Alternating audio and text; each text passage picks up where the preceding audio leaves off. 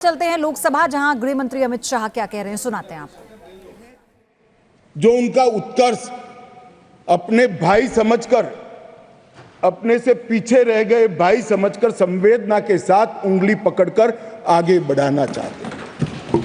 वो लोग इसका नाम नहीं समझ सकते जो इसका वोट बैंक के नाते उपयोग कर अच्छे लच्छेदार भाषण देकर राजनीति में वोट प्राप्त करने का जरिया और साधन समझते हैं। नरेंद्र मोदी जी ऐसे नेता हैं जो स्वयं एक गरीब से गरीब घर में जन्म लेकर आज देश के प्रधानमंत्री बने हैं। वो पिछड़ों का दर्द भी जानते हैं, वो गरीब का दर्द भी जानते हैं। और जब इनके आगे बढ़ाने की बात होती है तब कई बार तो मान्यवर मदद की जगह सम्मान के मायने बड़े होते हैं। मदद से ज्यादा व्यक्ति का सम्मान उसके सेल्फ कॉन्फिडेंस को, उसके आत्मविश्वास को और उसके गौरव को सम्मानित करता है, बढ़ाता है, जो उसके जीवन में आगे बढ़ने का कारण होता है। मैं इसलिए कह रहा हूं कि ढेर सारे सदस्यों के भाषण मैंने सुने भी है, पढ़े भी है मेरी चैम्बर में। ये भाव सिर्फ नाम बदलने से क्या होता है वो समझाने के लिए मैं कह रहा हूं। मान्यवर, आज जो बिल लेकर आया हूं, ये बिल के बारे में मैं थोड़ी पृष्ठभूमि भी बताना चाहता हूं। जम्मू कश्मीर में हम सब जानते हैं, जब महाराजा हरि सिंह जी ने भारतीय संघ के साथ इनके विलय का निर्णय किया, उस वक्त से लेकर अब तक कई सारे उतार चढ़ाव हुए। 80 के दशक के बाद आतंकवाद का एक दौर भी आया और वो बड़ा भयावह दृश्य था। पीढ़ियों से, सदियों से जो लोग अपनी भूमि पर रहते थे, अपना देश समझकर रहते थे, अपनी जन्मभूमि समझकर रहते थे, वो मूल समेत उखड़ गए माने।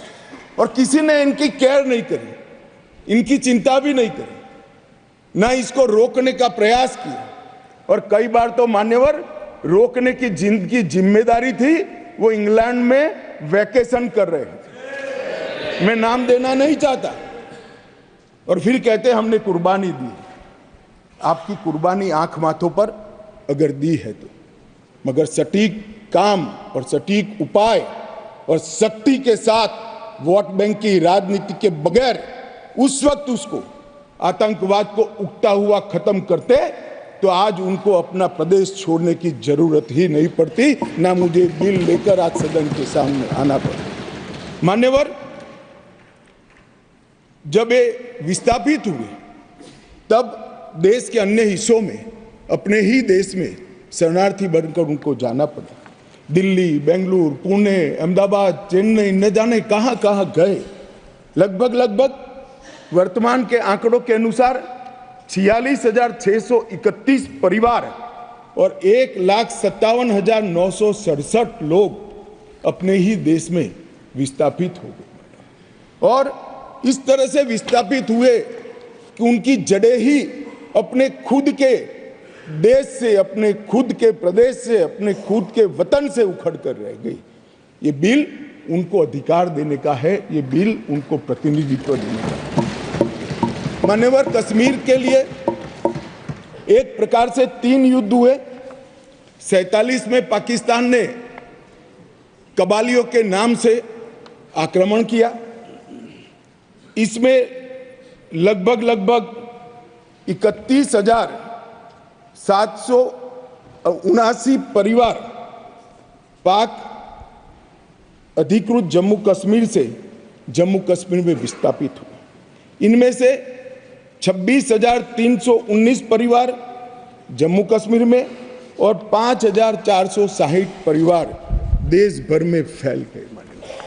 वो पाकिस्तान के हमले के शिकार थे। इसके अतिरिक्त 1965 और 1971 में भी युद्ध हुए, उसमें और 10,065 परिवार विस्थापित हुए। और कुल मिलाकर 48, 65 और 71 ये तीनों युद्धों में मान्यवर 41,844 परिवार विस्थापित हुए। ये विस्थापितों की स्थिति के बारे में मैं बाद में बात करता हूं, परंतु ये बिल है वो उनको अधिकार देने का बिल है। ये बिल उनको प्रतिनिधित्व देने का बिल है। आज वो लोग ऐसी स्थिति में नहीं है कि वो चुनाव लड़कर वहां की असेंबली में बैठ पाए। जो कहते हैं क्या हुआ धारा 370 कहां हुआ 5 और 6 अगस्त 5 और 6 अगस्त 2019 में ये हुआ कि इनकी सालों से न सुनने वाली आवाज नरेंद्र मोदी जी ने सुनी और आज उनको अधिकार मिला।